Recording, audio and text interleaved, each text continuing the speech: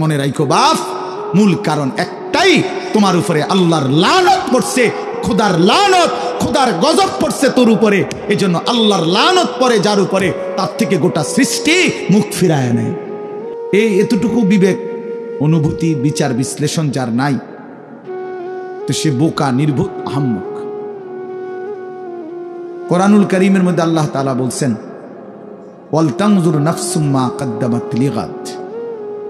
প্রত্যেকটা ইমানদারকে আল্লাহ তাআলা বলছেন, ইমানদার তুমি লক্ষ্য করো, হিসাব করো, আজকের দুনিয়া থেকে আগামীকালকের আখিরাতের জন্য তুমি কি পাঠিয়েছো, এটা হিসাব করো। তোমার হিসাব যদি তুমি না করো, কে করবে? নিজের ভালো, নিজের ভাবনা, নিজের বুঝ যদি কারো না বুঝে আসে, কে ভাববে? কে ভাববে? আমাকে নিয়ে ভাববে কে? এই পৃথিবীর সবাই তো ব্যস্ত, সবাই সবার জায়গায় কিছু না কিছু কম বেশি, দরকারি বেদরকারি, প্রয়োজনীয় অপ্রয়োজনীয় কোনো না কোনো কাজে ব্যস্ত। সময় ঠিকই যাচ্ছে, হয় ঘুমে, নয় অবহেলায়, নয় অলসতায়, নয় পরিশ্রমে, একটা না একটা কিছু কইরা সময় তো চলে যাচ্ছে। কার হিসাব কে নিবে? কার জিন্দিগির খবর কে রাখবে? এজন্য বলে যে হাসিবু ক্বাবলা আন তুহাসাবু। আল্লাহ পাক তোমার হিসাব নেওয়ার আগে তুমি নিজের হিসাব নাও, তুমি নিজের হিসাব নাও। এজন্য মনোযোগ জরুরি, মনোযোগ জরুরি। আন্তরিকতা নিয়ে শুনলে ধীরে ধীরে বিবেক জাগে। একদিনে মানুষ বদলায় না, কিন্তু ধীরে ধীরে শুনতে শুনতে একটা সময় জিন্দেগি বদলায়। একটা পাথরের উপরেও যদি ধারাবাহিক পানি পড়ে, বৃষ্টির ফোঁটা, একটা সময় এই শক্ত পাথরের মধ্যে একটু ছিদ্র হয়ে যায়, ডাইবা যায়। তাইলে আল্লাহর কোরআন, আল্লাহর কথা, আল্লাহর কালাম আমাদের জন্য, নওজোয়ান ভাই, কিশোর ছেলে, তোমাদের জন্য বাবা, সব সময়ই যদি আল্লাহর কথাকে প্রত্যাখ্যান করো, শুনবা কখন? কোনো সময় যদি কোরআন তোমার গায়ে না লাগে, তোমার বিবেকে না লাগে, তো শুনবা কখন ভাই?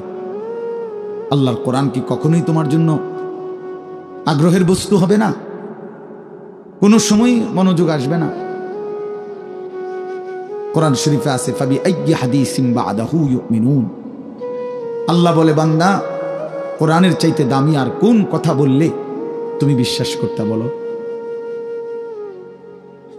এর চাইতে দামি আর কি বলতাম আমি আল্লাহ?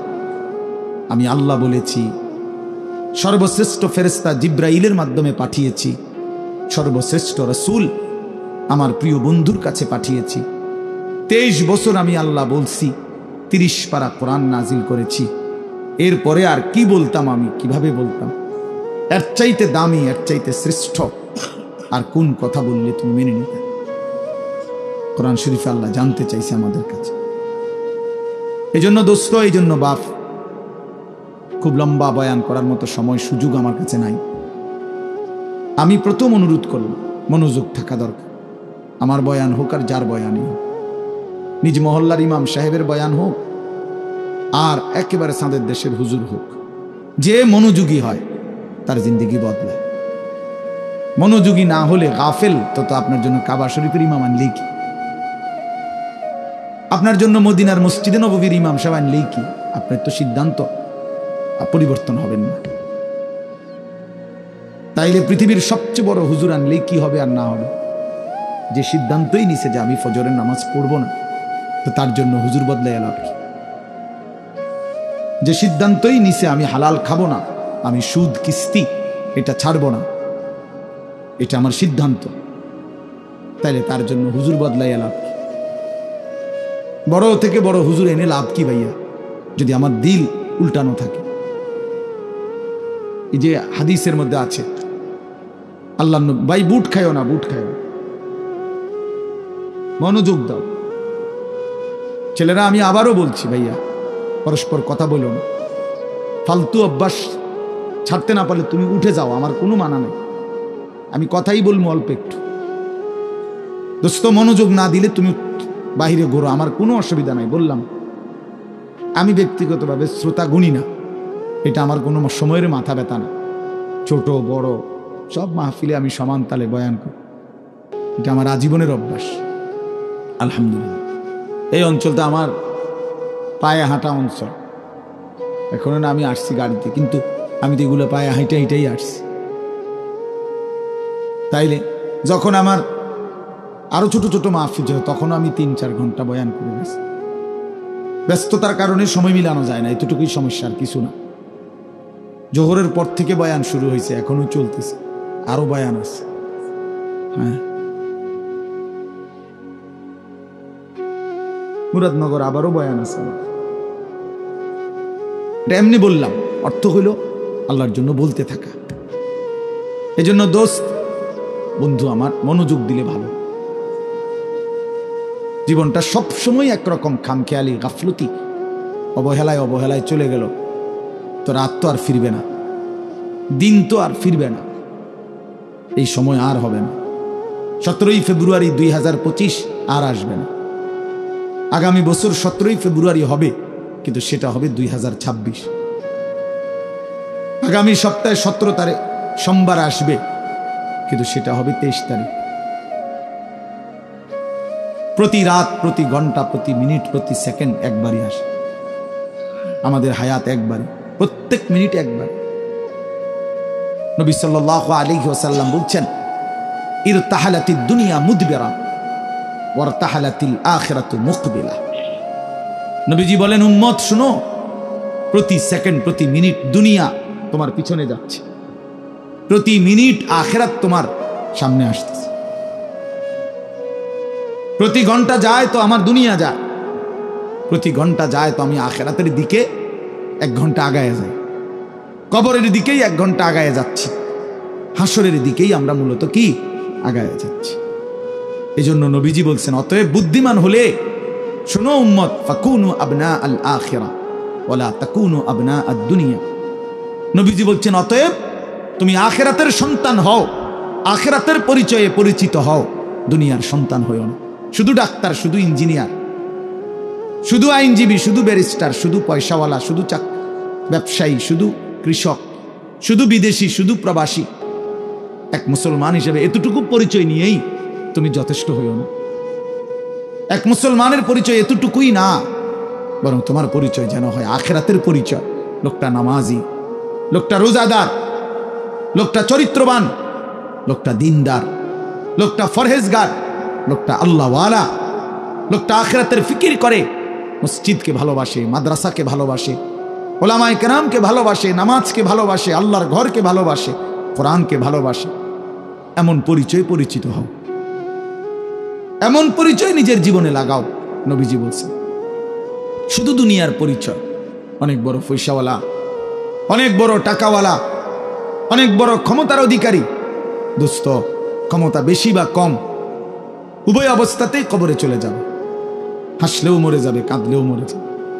তাফসিরে মাআরিফুল কোরআনে আমরা পড়ছি, মুফতি শফি রাহমাতুল্লাহ আলাইহি বলছে, দুনিয়াবাসী, দুনিয়া নিয়া কারাকারি করো না, কারণ সর্বোচ্চ চেষ্টা করে দুনিয়া যদি জিতেও যাও তাইলেও মরে যাবা, যদি হেরেও যাও তাইলেও মরে যাও। পৃথিবীর সর্বশ্রেষ্ঠ ধনী সেও মৃত্যুবরণ করবে, পৃথিবীর সর্বশ্রেষ্ঠ ফকির সেও মৃত্যুবরণ করবে, মরেই যাবে। প্রিয় বন্ধু, তোমরাও আমরাও হাসলেও মরে যাব, কাঁদলেও মরে যাব, সুখে থাকলেও মৃত্যু হবে, দুঃখে থাকলেও মৃত্যু হবে, অট্টালিকায় থাকলেও মরণ, কুড়ে ঘরে থাকলেও মরণ। অতএব যেই মৃত্যু আমাকে বরণ করতেই হবে, যেই কবর থেকে আমি আড়াল হওয়ার, পাশ কাটার কোনোই সুরত নাই, অতএব তার জন্য প্রস্তুতি নেওয়া, যেটার মুখোমুখি আমাকে হতেই হবে, তার জন্য প্রিপারেশন নেওয়া, এটাই বুদ্ধিমানের কাজ। আমার যেহেতু ডায়াবেটিস হয়েই গেছে, এখন আমার এই অবস্থায় শরীর স্বাভাবিক থাকবে কেমনে, এইটা নিয়েই ফিকির করা উচিত।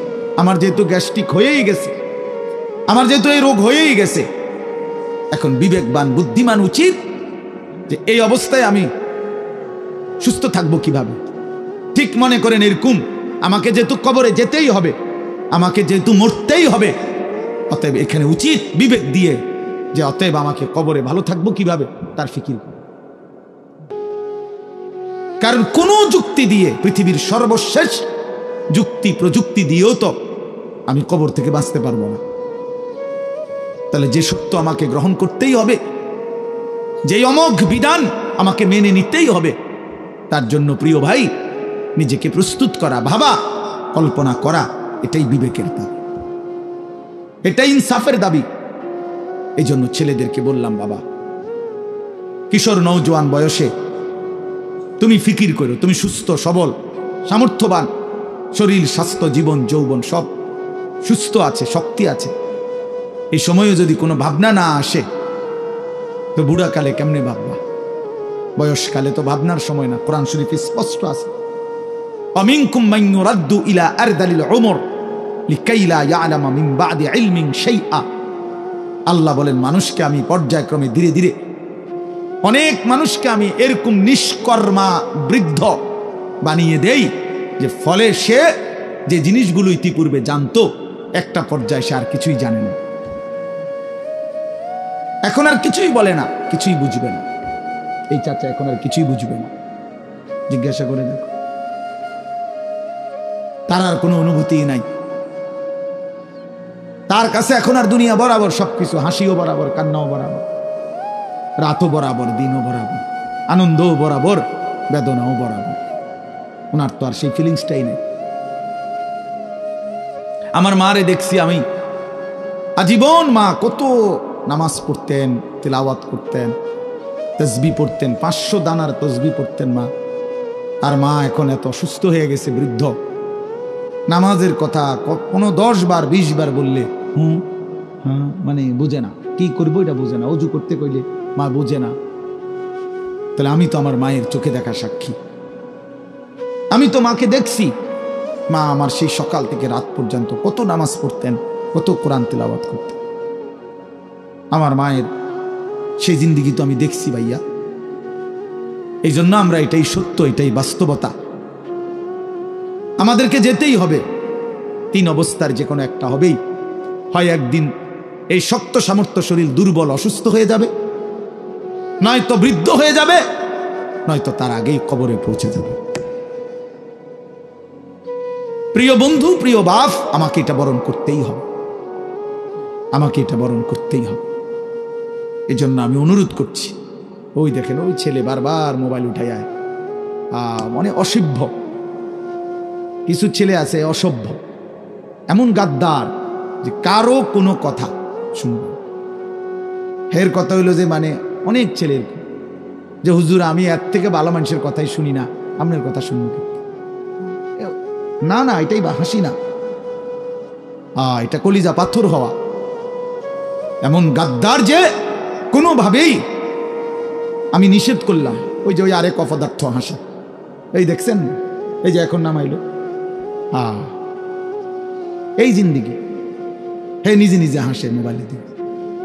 মানে কাকে বলে, কেন বলে, কি জন্য, আমার এত কিছু, আমি এবং আমার মোবাইল, পৃথিবীতে এরপরে আর কিছু আছে বা নাই এটা আমার জানার বিষয়। শেষ, আমি এবং আমার একটা মোবাইল, এটাই রাত, এটাই দিন, এটাই হাসি, এটাই কান্না, এটাই আনন্দ, এটাই বেদনা, খালাস।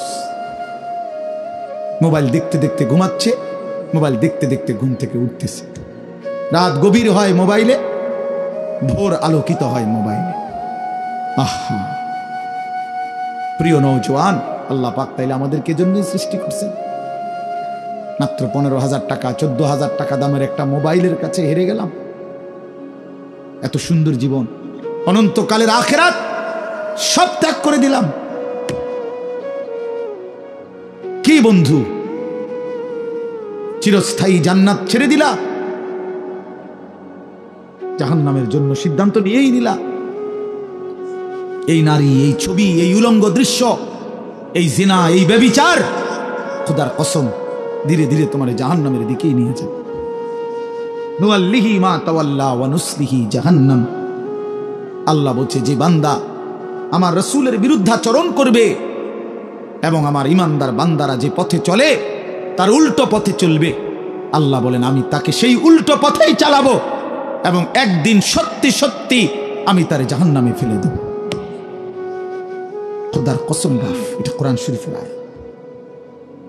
আমি এই মাত্র বলে আসছি, বলছি তোমরা যারা আমার একটা কথা মনে করো বাপ, ছেলেদেরকে তোমাদেরকে বলি, বাবা সারা দিন সারা রাত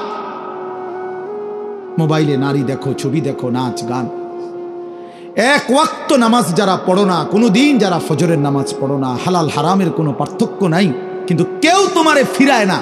তোমার মা, তোমার বাবা, তোমার পাড়া, তোমার মহল্লা, তোমার দেশবাসী, কেউ তোমারে নিয়ে একটু ভাবে না, কেউ তোমার একটু ফিরায় না। একটা বার বলে না যে এই বাবা তুই কোন রাস্তায় যাচ্ছিস, কিরে তুই মুসলমানের ঘরে জন্ম নিয়ে এত নষ্ট হয়ে যাচ্ছিস কেন? যাকে কেউ ফিরায় না, কেউ বলে না, কেন বাপ? একটা বার, একটা ছেলে শুধু তুমি আমার কথা ভাইবো যে কেউ তোমারে ডাকে না কেন? 365 দিনে খোদার একটা বছরে কোনোদিন ফজরের নামাজ পড়লা না, অথচ কেউ তোমার একটু বলেও না কিরে বাবা তুই মুসলমানের ঘরে জন্ম নিয়ে ফজরের নামাজ পড়স না কেন? সারাদিন রাত তুমি মোবাইলের মধ্যে নারী নিয়ে, ছবি নিয়ে পড়ে থাকো, কিন্তু আপন মা বাবা, আত্মীয় স্বজন, পাড়া পড়োশি কেউ তোমারে ফিরাইবার জন্য একটু ডাকেও না, বলেও না। এমন হয়ে গেল কেন তোমার জীবনটা? কেউ তোমারে বাঁচাইতে চায় না কেন? মনে রাখো বাপ, মূল কারণ একটাই, তোমার উপরে আল্লাহর লানত পড়ছে, খোদার লানত, খোদার গজব পড়ছে তোর উপরে। এই জন্য আল্লাহর লানত পড়ে যার উপরে, তার থেকে গোটা সৃষ্টি মুখ ফিরায় নেয়। এটা মুখ ফিরায় নেয়, এটা জরুরি বিষয়, মুখ ফিরিয়ে নেয়। আমার মার বয়স এই মাত্র বললাম, আমার মা, আমি বললাম কিছুই বোঝে না, কিন্তু সেই মা আমার এখনো মনে আছে। একটা আশ্চর্য বিষয় হলো 75 বছরের কম হবে না আমার বয়স। মা আমার এখনো আমারে বলে, আমারে দেখলে বলে বা আমগরে বলে, আমার 44 বছর বয়স, আমার 4টা সন্তান আছে, আমি আজকে 21 বছরের চাইতে বেশি ওয়াজ মাহফিলে যাই, আলহামদুলিল্লাহ আল্লাহর দয়া। কিন্তু কসম আল্লাহ, মা এখনো আমারে বলে ফুত নামাজ পড়ছো না, নামাজ পড়ছো না। আমারে সব সময় বলে মা ফুত চাইও মানুষের, কত আনে মাহফিলে যাও, মানুষের লগে চাইও টাকা পয়সা লইয়া, ঝামেলা করো না। কতবার যে কইছে এই কথা, এটা মা আমারে আমার জীবনে। কিরে বেটা, আমার 75 বছরের মা তো, আমি 44 বছরের ছেলে, আমি আমারে আজও ডাকে, তোরে কেন ডাকে না? তোর উপরে কোন খোদার লানত পড়ছে বেটা?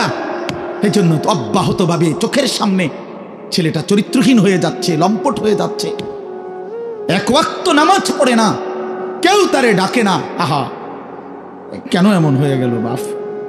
তুমি এত বড় বঞ্চিত হইলা কেন? বলো ভাইয়া, তুমি মনে করছো তুমি সুখের সাগরে হাবুডুবু খাচ্ছ? না ভাইয়া, তুমি তো ধ্বংসের সাগরে হাবুডুবু। তুমি তো ভাবছো তুমি বড় মজায় আছো, তোমার মাথার উপরে কারো ছায়া নাই। আসলে তো তোমার উপরে খোদার লানত, এই জন্য কেউ তোমারে ফিরাইবার চাচ্ছে না। এই জন্য বিবেক থাকলে আমার এই কথা ভাইব, বিবেক থাকলে, বিবেক থাকলে ভাইব। আমি তো ধমক দিলাম, তোমারে কেউ ধমক দেয় না কেন? কেন ধমক দেয় না? তোমারে কেউ ফেরায় না কেন?